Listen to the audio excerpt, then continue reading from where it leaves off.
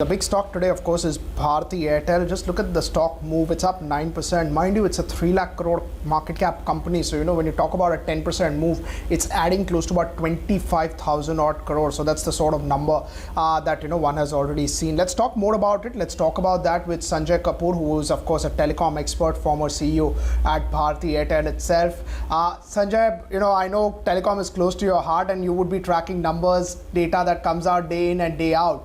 What is the sense that you get looking at the numbers in the last few weeks, the news flow that has come in, everybody is using mobile phones? Is that something which is making these stocks look, excited in the session over the period of last few days? Pankaj, undoubtedly in the midst of COVID, if there is one economic issue that is bothering every industry, it's the demand creation. To say how do we get demand back, how do we generate enough demand. Supply side probably will get addressed, but demand's not that easy to address. And I think telecom is absolutely one segment that seems to be COVID resistant, and the demand is not a question at all.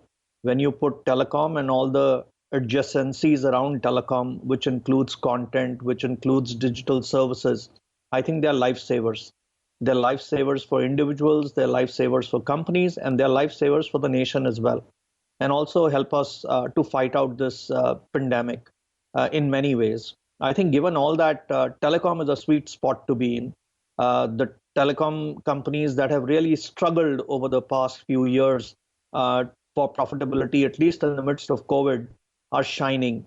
Shining both from a consumer perspective where consumer loves the service, and also from a company perspective where their health is looking a little better and in the right direction.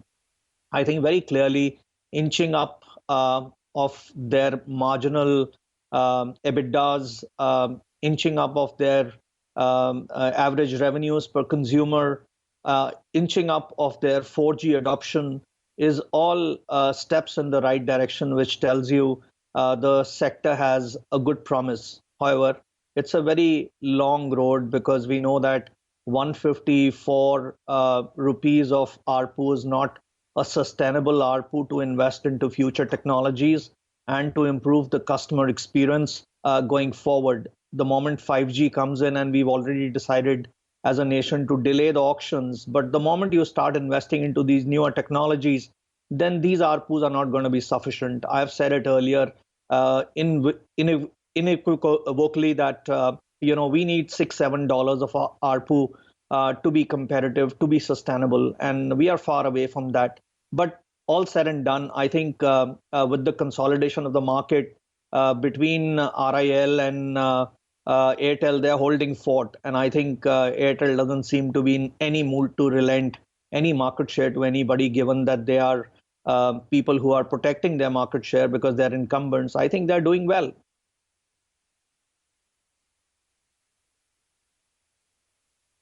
In the last 20 days, Reliance Jio has announced a lot of deal. Of course, the big one was Facebook, and then you had other prominent investors as well coming in, at certain amount of valuation.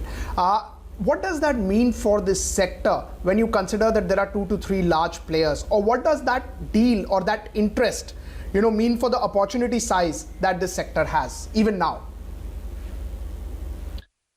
So, Pankaj, first and foremost, for Rel Jio to have attracted foreign investment in the midst of COVID and more to follow the Facebook investment is clearly telling you that there is belief in the Indian data story and in the Indian digital story. It's not telecom access alone. It is a bigger play than that. And clearly, Jio needs 100% marks on that for having done it.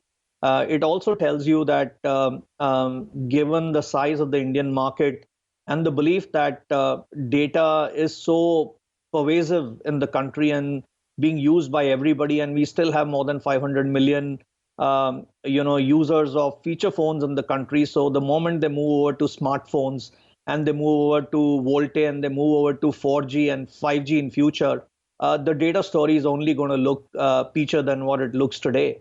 And therefore, I think this only tells you that we will have to attract FDI because Indian monies are not going to be sufficient to take care of this virtual highways that we are trying to build.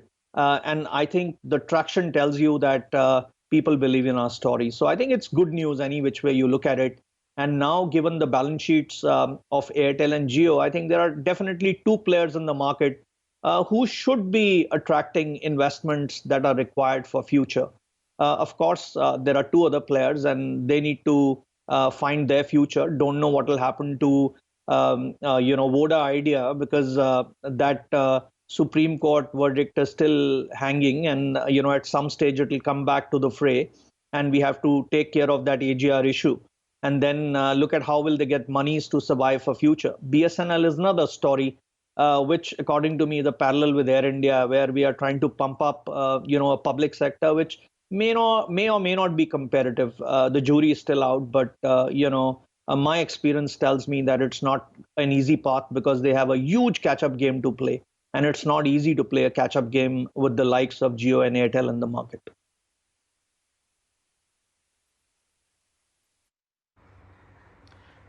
Mr. Kapoor, you mentioned about ARPU, and of course 154, it may not be a sustainable number, but the fact is that the growth that we've seen in ARPUs for Airtel is actually better than what we've seen, in a Jio or even in a Vodafone. I mean, I think it's been a 20% growth in the last 2 quarters. That's the sort of cumulative ARPU increase.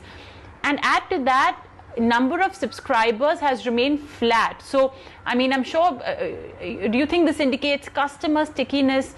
It indicates that, people are willing to pay the price, to stick around to a brand like Airtel, even though, mind you, Jio's, the extent to which Jio has passed on price hikes to customer has been lower.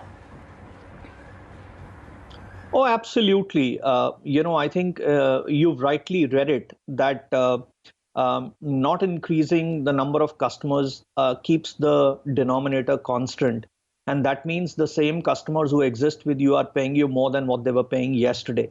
So definitely Airtel, from a brand attractiveness, has done a great job, where their customers have stuck on to them, and not only stuck on to them, are willing to pay a higher amount of money for the services accorded.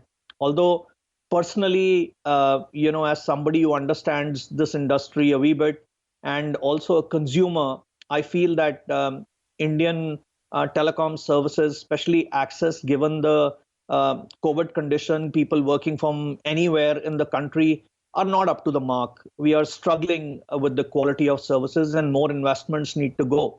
Airtel clearly is investing more into the network. I saw that they're investing disproportionately in the last quarter, and probably in the coming quarter too. So I think that tells you that they are serious about getting the customer experience right going forward.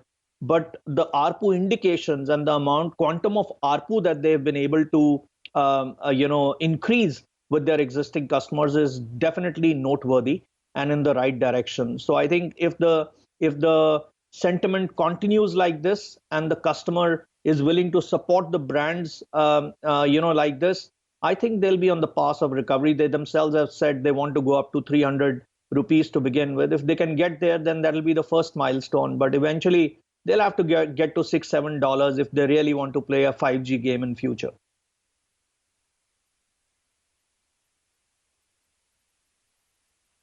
Okay, great. Well, yeah, I think it's going to be an ambitious target to reach that ARPU of 300. We're at 154 right now.